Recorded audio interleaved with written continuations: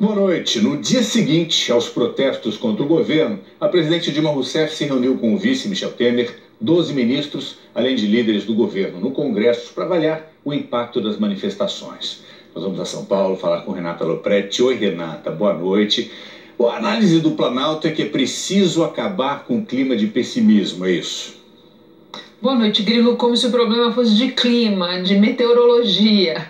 Encerrada essa reunião, o governo voltou a dizer, dessa vez por meio do ministro Edinho Silva, que protestos fazem parte da democracia. Mas ele também sugeriu que eles não são tão normais assim, porque refletem, palavras dele, um momento de intolerância que precisa ser desfeito. Para a oposição, as demandas dos manifestantes precisam sim ser ouvidas.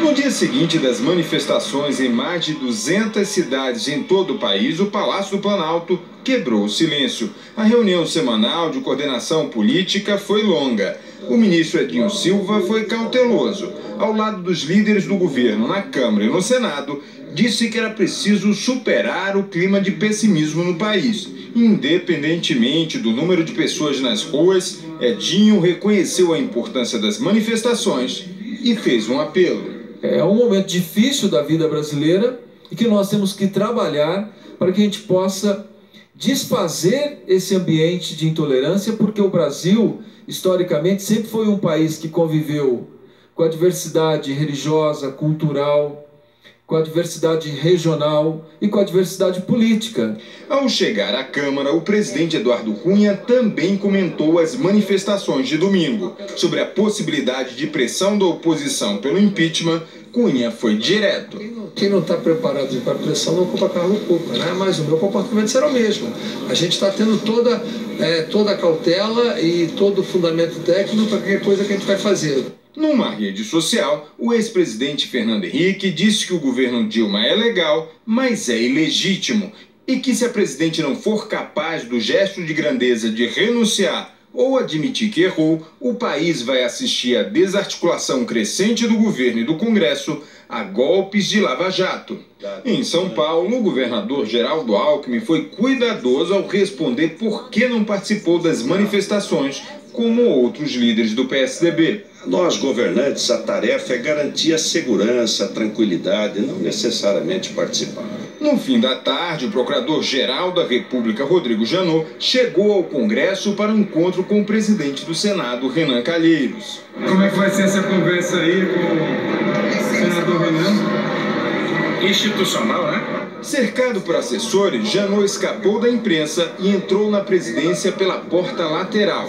Reconduzido para o cargo pela presidente Dilma, Janot iniciou hoje uma romaria pelos gabinetes para que o nome dele seja aprovado pelo Senado.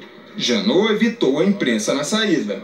Foi rápido, né? Rápido, avisou de cortesia, né? O presidente do Senado deixou o gabinete para dar entrevista, mas foi impedido por servidores do Judiciário que exigiam que o Senado derrube o veto da presidente Dilma ao aumento do salário da categoria.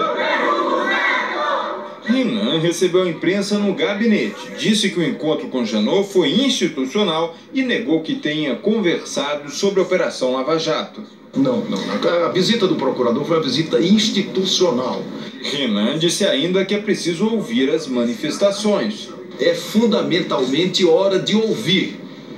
Ouvir as ruas, recolher seus sentimentos e agir como nós fizemos, aliás, em 2013. E aqui em São Paulo, o Diretório Municipal do PT afirmou que sua sede foi invadida na madrugada de hoje. Segundo o presidente do diretório, Paulo Fiorilo, os invasores vasculharam gavetas e armários e espalharam documentos pelo chão. Também tentaram arrombar a sala da presidência, mas o alarme foi acionado. Fiorilo disse que aparentemente nada foi levado e que foi registrado um boletim de ocorrência. Em nota, o partido disse que é preciso investigar e apurar o caso com prioridade. Olha, eu chamo Camarote, que está em Brasília. Camarote, tua reportagem aí reuniu uma série de coisas do dia de hoje, do governo à oposição. Vamos começar pelo governo. Que bastidor você apurou dessa reunião de hoje? Olha, Renata, o que tem de claro o governo, sim, tem uma preocupação. o governo reconhece que, independente ali do número de pessoas nas ruas, isso ficou muito claro, existe uma insatisfação generalizada e que é preciso ter uma atenção especial. Uma preocupação que ficou muito clara e que é colocada até pelo Edinho Silva é essa questão da intolerância. E ele vai além, ele não está preocupado só com a intolerância da parte da oposição e da população em relação ao governo e integrantes do governo, mas ele também demonstrou a preocupação da intolerância por parte do próprio PT com a oposição, ou seja, com esse ambiente que está contaminando o país, e ele deixou isso muito claro. Outra questão, viu, Renata, da reunião, sim, a preocupação com essa semana e com a pauta bomba. Agora, Camarote, até a escolha de palavras do ministro é um negócio revelador, né? Porque quando ele usa a palavra intolerância, ele está, de alguma maneira, querendo carimbar os manifestantes. Num outro momento ali da entrevista, eu me lembro que ele disse qualquer coisa do tipo: olha, não dá nem para negociar com os manifestantes, porque os manifestantes não têm uma pauta clara. Os manifestantes têm uma pauta clara, que é o fora Dilma. O problema é que essa pauta ele não pode discutir, né? É verdade, fica difícil para o governo discutir a saída, é praticamente compatível. O governo está operando para tentar... Oi, Renata.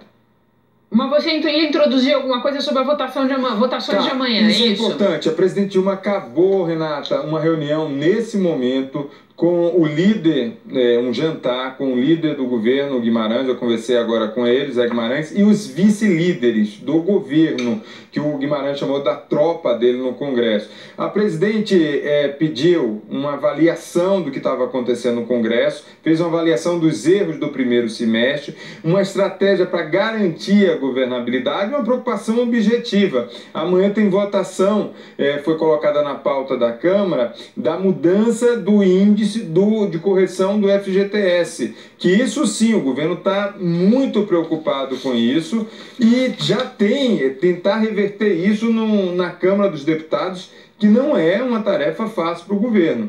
Então teve essa reunião da tropa de choque realmente dos aliados mais fiéis à presidente Dilma Rousseff para tentar reverter isso.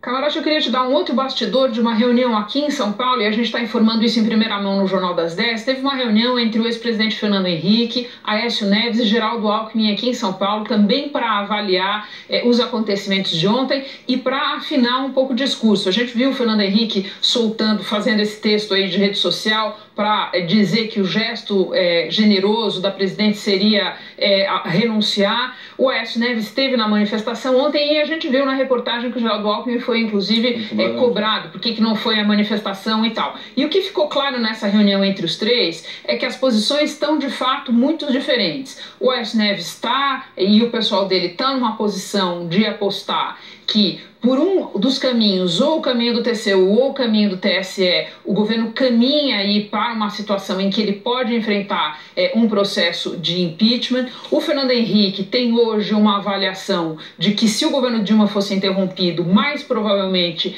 o que se instalaria seria um governo Temer, e os tucanos se veriam na situação de apoiar ou não o governo Temer, provavelmente tendo que apoiar o governo Temer.